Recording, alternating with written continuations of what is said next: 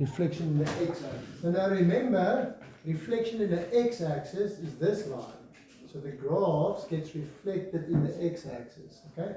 So the important thing to remember is when you reflect in the x-axis, the y values changes signs. Okay, the y values changes signs.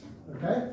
So let's say the graph we want is gx. It will be negative f of x. Okay?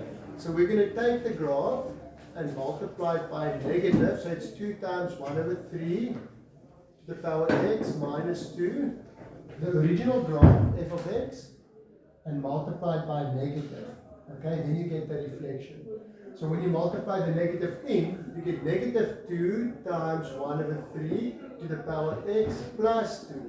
So as you can see now, the asymptote of the reflection is plus 2. Here the asymptote is y to negative 2. Now the asymptote is here, y equal to plus 2.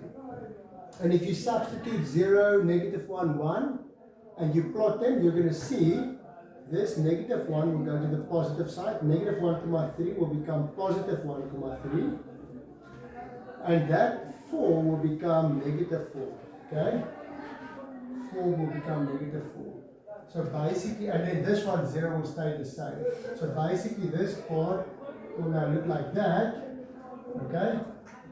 And now this part will just go down. So that part is reflected this way, and this part is reflected that way. All the y values just change sign, and you get the reflection.